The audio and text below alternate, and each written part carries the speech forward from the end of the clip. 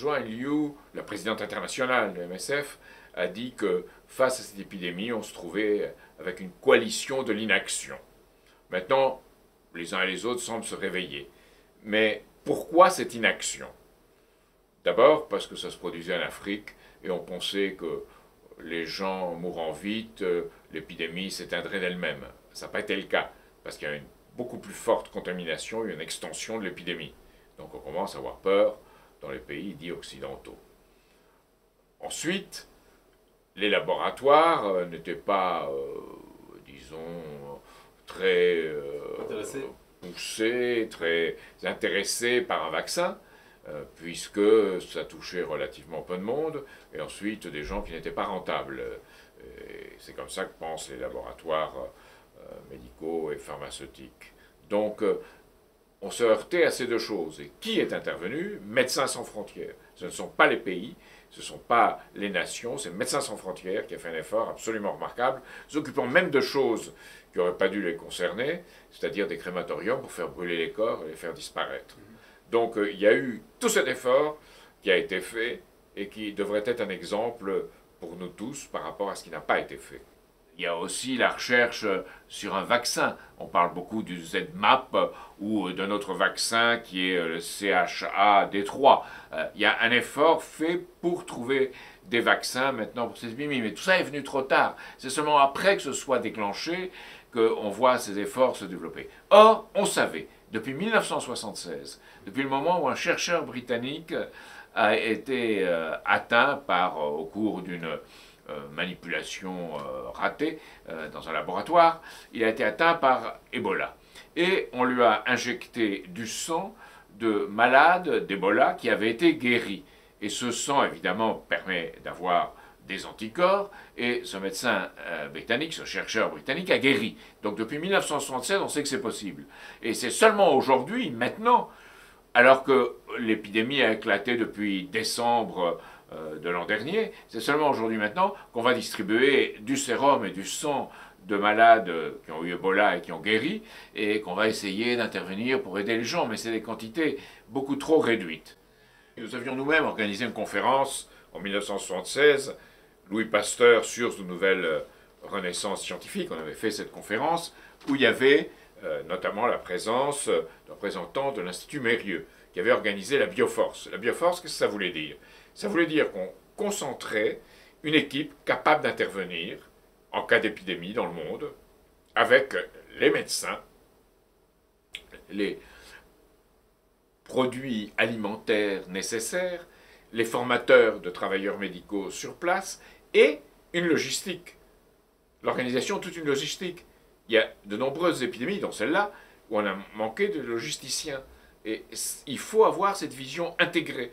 Intégrée pour le développement du pays, où la meilleure arme pour combattre une épidémie, c'est le développement économique.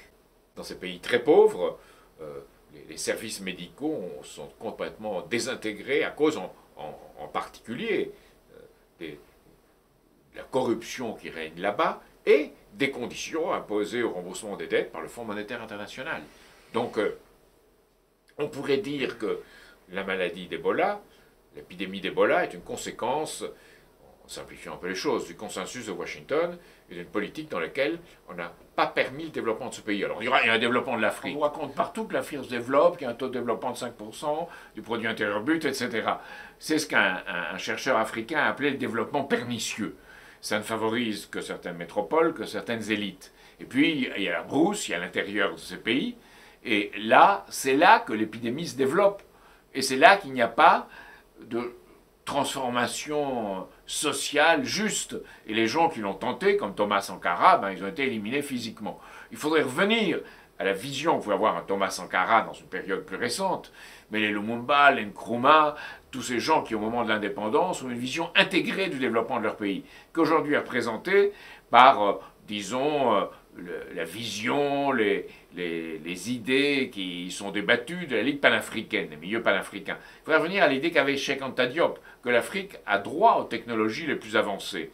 Donc il faut former des travailleurs médicaux, sanitaires en Afrique, il faut former des médecins, et il faut leur permettre de gérer les choses, c'est-à-dire d'y organiser un État. Au Sierra Leone, Au Libéria ou en Guinée, il n'y a pas réellement la présence d'un État.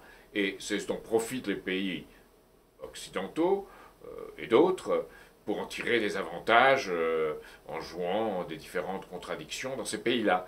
Eh bien, il faut recréer un État avec une vision du domaine public et du service public.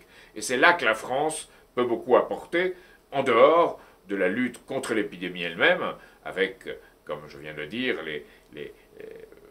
la conception de l'Institut Mérieux qui était celle de la bioforce. Et Larouche, Lyndon Larouche, notre ami américain, avait eu à la même époque l'idée d'une initiative de défense biologique. C'est intégrer la lutte contre une épidémie avec un dispositif d'un ordre quasi militaire. Aujourd'hui, que fait Obama? Il envoie des militaires là-bas, il envoie 3000 militaires, sans conception d'ensemble, et en partie pour réussir à isoler une partie de la population pour qu'on ne contamine pas l'autre. Alors je sais bien, il veut former des travailleurs médicaux, il veut créer 17 centres de soins, ce qui semble de très bonnes intentions. Mais s'il n'y a pas une logistique, s'il n'y a pas une situation où les populations elles-mêmes soient aidées et organisées, où se crée une confiance. Actuellement, ces populations n'ont pas confiance dans leurs propres dirigeants, ils n'ont pas confiance dans les Occidentaux qui viennent les voir, parce qu'ils savent qu'ils ont généralement l'intention de gagner de l'argent plutôt que de gagner leur paradis. Comment on gagne cette confiance? On gagne cette confiance par l'action, comme Médecins sans frontières l'a fait. En faisant des choses, peu à peu les gens voient, les gens ne sont pas bêtes, hein, ils voient très bien ceux qui veulent les aider, ceux qui ne veulent pas. Et s'il y a cette politique-là qui est faite, les gens s'aperçoivent que c'est des gens qui attachent du prix à la vie, à l'existence de leurs semblables. Si vous examinez la situation américaine, quelqu'un qui s'appelle John Holdren est le conseiller scientifique et technologique du président Obama. Or, cet homme a écrit avec quelqu'un qui s'appelle Paul Ehrlich en commun un livre qui s'appelle Écosciences. Et dans ce livre, ils prennent parti pour, disons, un contrôle de la population mondiale et même pour une politique de dépopulation. Alors ces gens-là disent qu'aujourd'hui, ils ont un peu changé leur fusil d'épaule, mais ce n'est pas vrai. Leur conception du monde est malthusienne, et ils se proclament eux-mêmes malthusiens. Donc, si vous voyez le monde de ce point de vue-là, lorsqu'une épidémie apparaît, vous n'êtes pas disposé à intervenir tout de suite, parce que vous vous dites, après tout, c'est une fatalité, c'est des choses qui arrivent comme ça, et, disons, dans les pays pauvres, c'est une chose qui peut arriver. C'est la logique de l'Angleterre victorienne vis-à-vis de ses pauvres, et qu'on retrouve dans ces conceptions de gens comme Paul Ehrlich ou John Holdren. Et ces gens-là, pour eux, une réduction de population est nécessaire parce qu'il y a des limites à la croissance, et toutes les thèses du Club de Rome qui étaient affichées de façon particulièrement agressive dans les années 1970, ensuite on les a moins vues, puis aujourd'hui on voit ce courant-là commencer à réapparaître en Angleterre comme aux États-Unis. Donc nous devons donner les conditions dans lesquelles cette confiance puisse être créée et ce développement apparaître en Afrique. C'est ça l'avenir, et de passer à un système d'objectifs communs de l'humanité dans lequel l'Afrique doit jouer un rôle absolument fondamental. L'Afrique, ce sera bientôt à peu près 20% de l'humanité. C'est beaucoup. Et si vous avez d'un autre part l'Inde et la Chine qui actuellement coopèrent, c'est une nouveauté dans l'histoire, que l'Inde et la Chine coopèrent, et qui représentent plus du tiers de l'humanité, là vous avez le futur, notre futur. Ce sont ces gens-là, ces hommes-là, ces femmes-là, qui doivent être notre avenir.